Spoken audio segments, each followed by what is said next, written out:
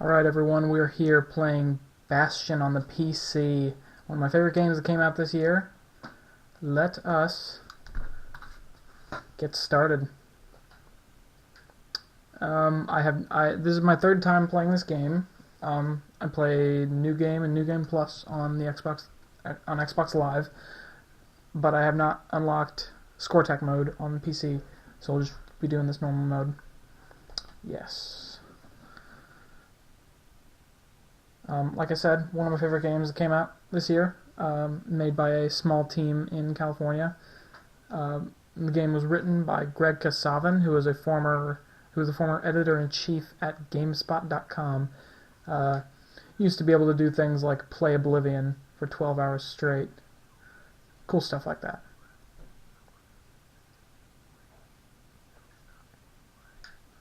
That line is something that just bothers me as someone who's played the game multiple times. It never changes whether or not you do actually stop.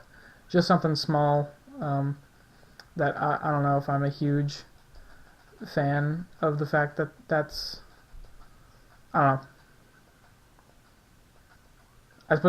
I suppose early on they have to make things more streamlined. Or maybe not streamlined, but there are less options that people have because they don't have all the weapons, kinds of stuff like that.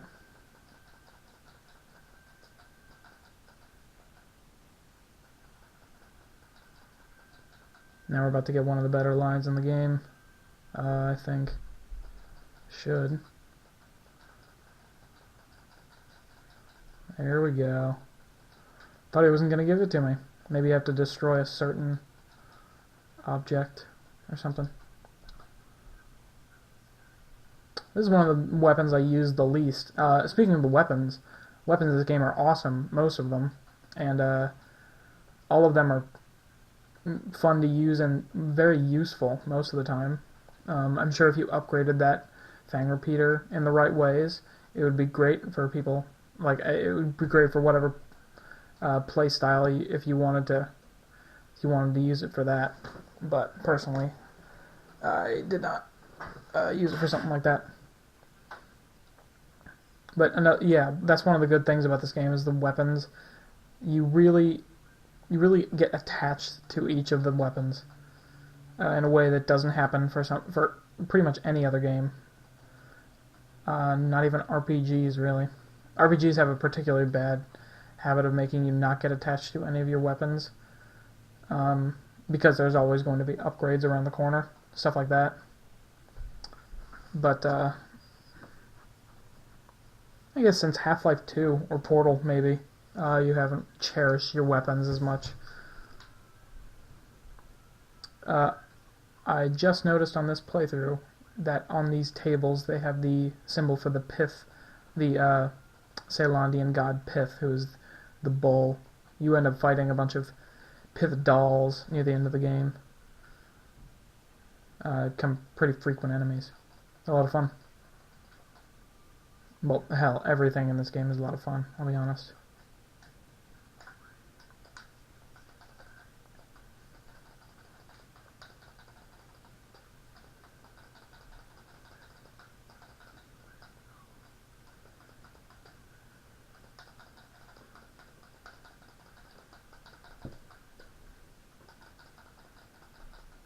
That was cool.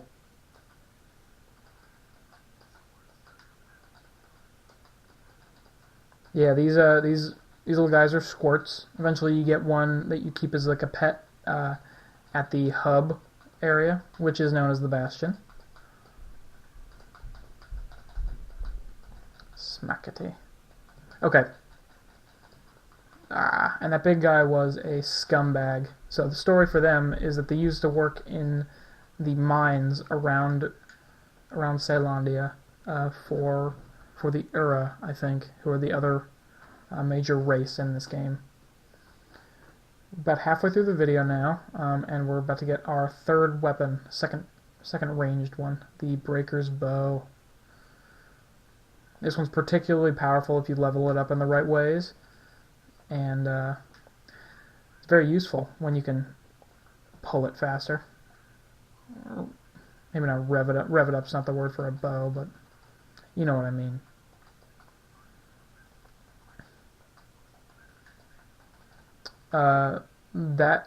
Any item that starts with something is going to be an upgrade item that you can use at a place called the Forge. I'll get there when we get there, I suppose.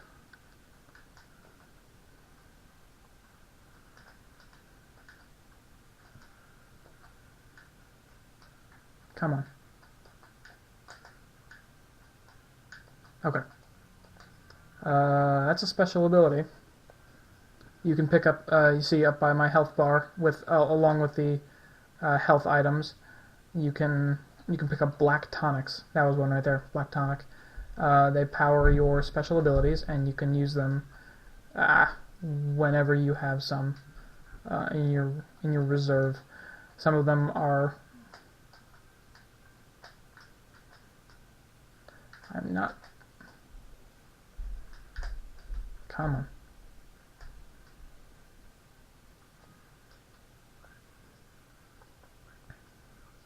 Alright, this is where the very interesting leveling mechanics in this game come into play. Now, as you will see, there are only 10 levels that you can access throughout the game, and most RPG veterans will say, "Oh, okay, I'll hit level 10 in at like an hour worth of play." But really, you need more experience per level, so you end up not getting to level 10 or even like level 8 until you start or end your New Game Plus, which is pretty extraordinary, especially in this case. So when you level up, you get another slot to put in a certain alcoholic beverage that will help you increase certain stats of yours. I chose Squirt Cider.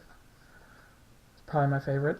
That's the one I always have on, like, because it's not really essential, I guess. It's not the word, but you know, it's good to have. Survivalism. Let's keep going. More black tonic. More. Oh, that was pretty good. Corn bins. I think I always just called them like squirt shacks or something. Carts, maybe. Alright.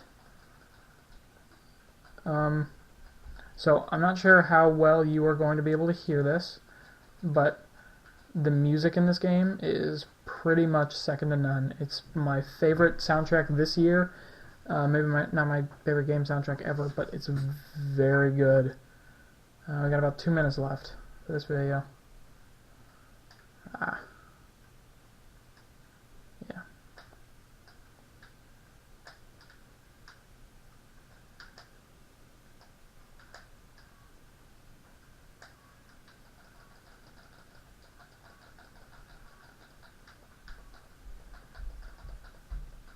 Now this music is totally awesome. There's another upgrade item. That was for this hammer. Ooh, scumbags. Scumbags. Yeah, I forgot to mention the narration in this game is one of the most unique aspects, and probably one of the best, most well done. Like, I've never seen it done before in a game, nor have I seen it done so well. Even some movies don't even have good narration. Like, it's just there for no reason, really. Alright, nearing the end of this video, we gotta get this done quick. Come on, dude. Come on, dude. Here we go. Take out these corn bins. 50 seconds. No rush. No rush.